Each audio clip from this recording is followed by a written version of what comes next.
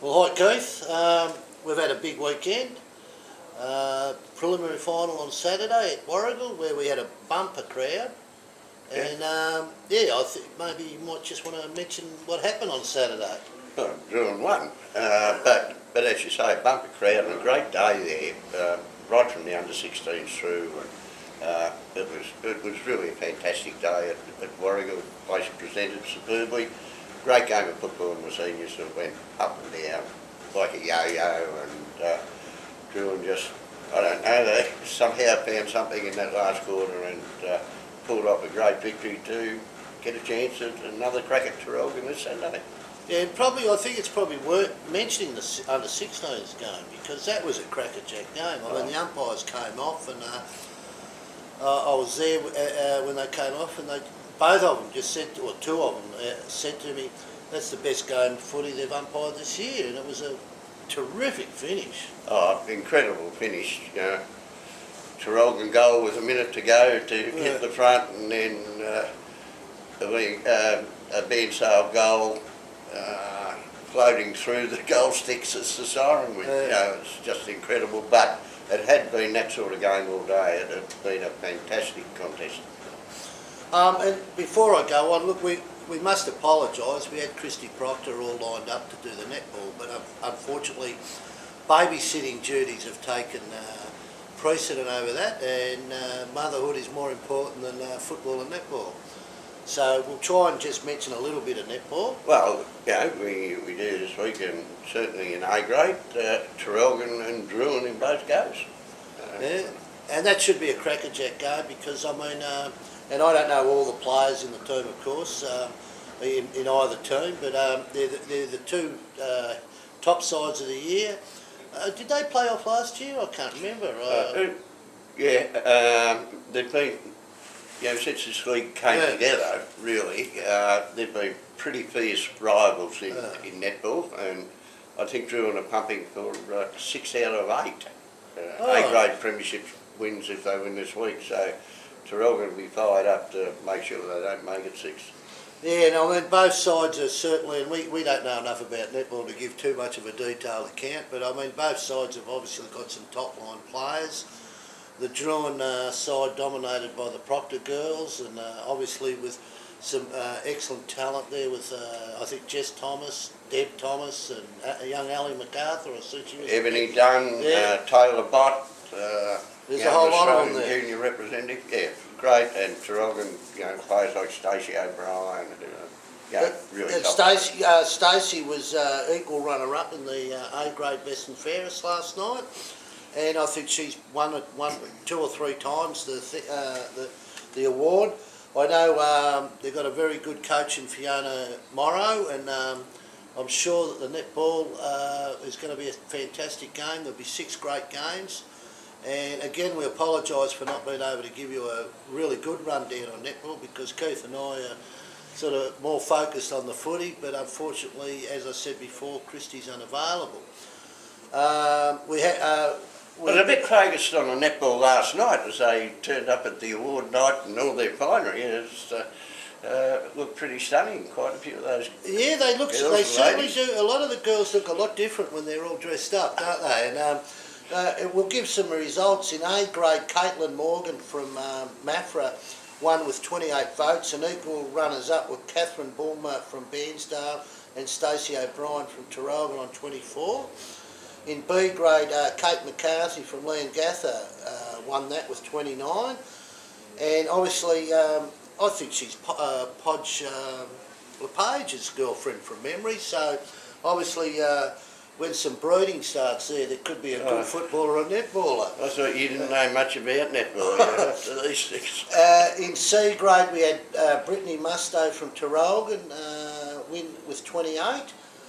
Young Carla Brightwell from Warragul, she was leading for most of the count, and then all of a sudden young Brittany came over the top and ended up winning by 4 votes, but it was a great night last night, wasn't it, at Bowie? Yeah, it was. It's with Carla from Warragul. It's very interesting. It's the first year of netball. I did hear somebody ask her what position she played. She said, I don't really know.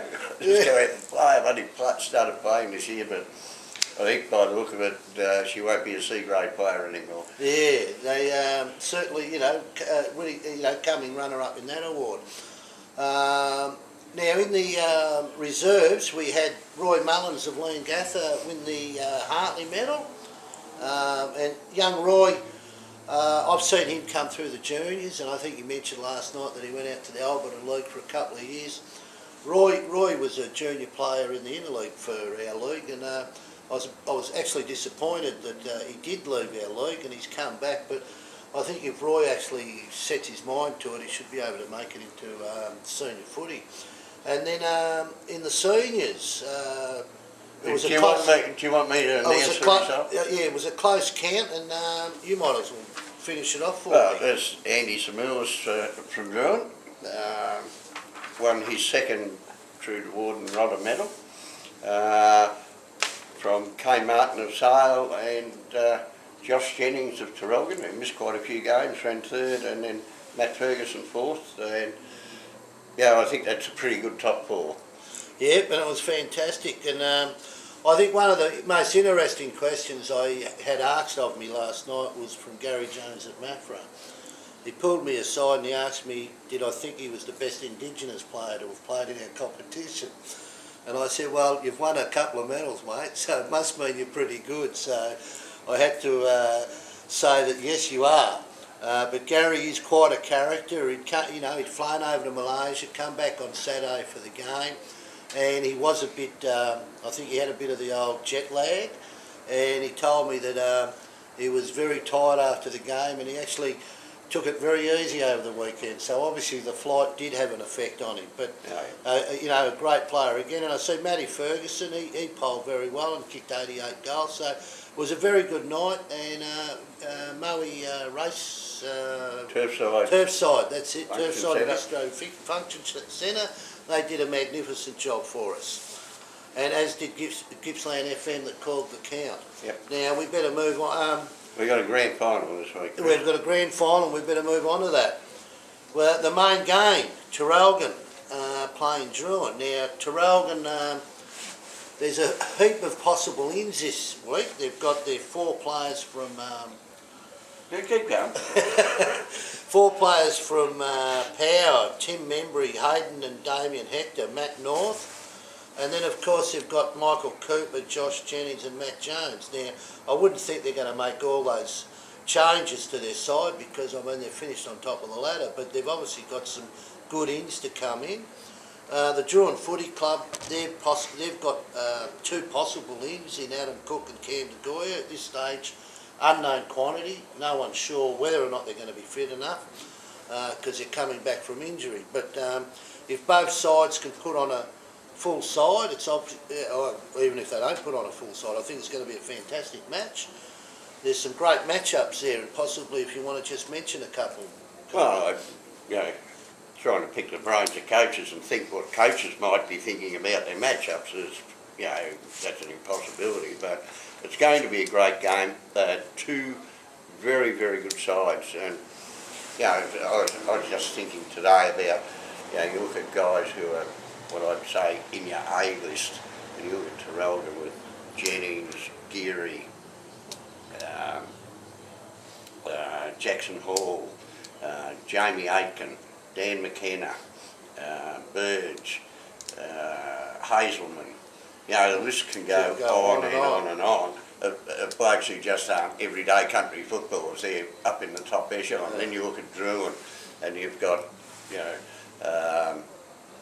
you've got guys like Andy and Ben Samuelis, you've got McGrath, you've got Dunn, you've got Carmody,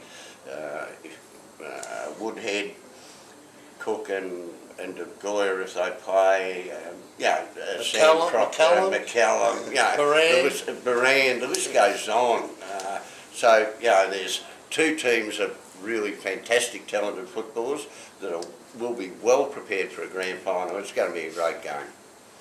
Yeah, and I think I think some of the matchups there. Justin Fulton against Bobby McCullum. Justin's a fairly very big, strong boy.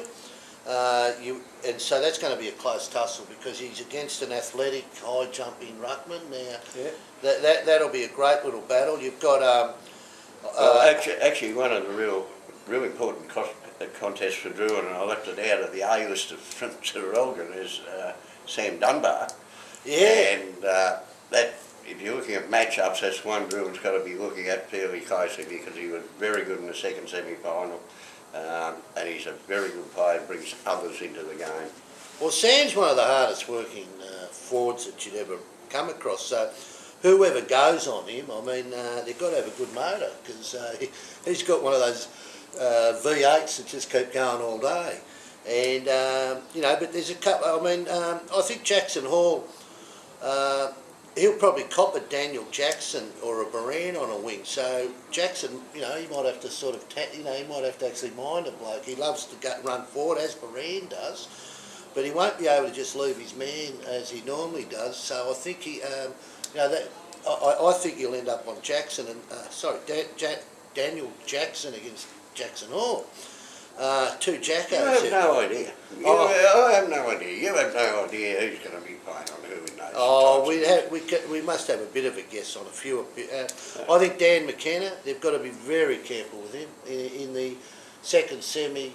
He had a bit of a, he came out and he took off. He kicked 4 important goals. Chris Dunn for Druin.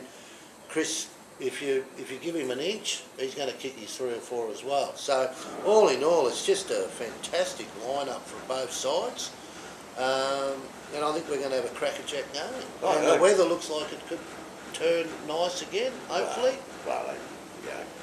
We'll wait to Saturday to find that out. So I can bet who's going to match up on who. We'll wait to Saturday to find that out.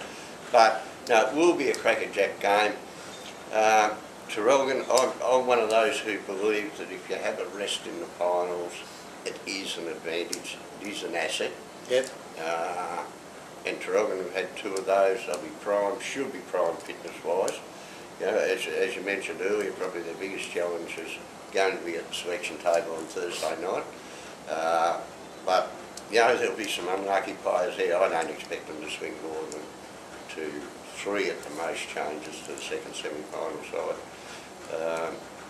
Druin, I think, escaped pretty well from last week's game against Mappa, except they're very tired, burnt out by Saturday evening. But their changes will be De Goya and Cook if they can come in, if they make it to the starting line. They're in. A couple of blokes will be unlucky, and that's the way grand finals are, unfortunately, for players. Yeah, there certainly will be some disappointed people. Now, the grand final itself, it's a few extra things that are happening on the day. There's a dash for cash at half-time, the seniors, which is a race for netballers, and then we have one for the footballers. There's marquees that clubs have got, and hopefully it's a bit of a carnival atmosphere. There's a bouncing castle and face painting for kids. Our footy record, if we can just put that up there, that's the front cover. We've got the 2 coaches in the football, and Fiona Morrow, the coach at Traralgon A grade, and Stacey Proctor, one of the players there. Stacey Edwards, by the way. No, Stacey Proctor. It's Christy Edwards. That's Stacey, is it? That's Stacey. Ah, yeah. I'm glad you made that stuff up too. Yeah, that's all right. But so all in all, it should be a great game. It should be a great day. If the weather's kind, it'll be a fantastic game. The only thing that we can hope is that the weather doesn't spoil the game. Yeah. But anyway, I just wanted to close off and say that to the players and the clubs, congratulations on getting there. To the players, a great occasion for them. Something they'll remember, playing grand finals, and especially if you win it. Be a great game. I think I'll keep the Druin hat on, Chris. I think they're firing along pretty well. Yeah, look, I think it's going to be a very good game. I actually, to tell you that, I'm not going to tip the winner, but I actually believe that one of them is going to run away with a reasonably good victory. I just feel it's that type of thing that's happening at the moment. if you get it's a tight, the game is played at a frenetic pace, and then it seems to be over the last few finals, someone two close teams, but someone seems to be able to run away at the end, and I actually believe that will happen again on Saturday. I don't think it's going to be down to the last kick or anything like that. So I wish both sides all the best, and as you say, the club administrations that have done a wonderful job getting their teams there, and the players that are on stage, may they all have a good game and be injury free, and let's just hope everything works out fantastic for the Gippsland League. And with that, we'd like to thank you, and we'll see you next time.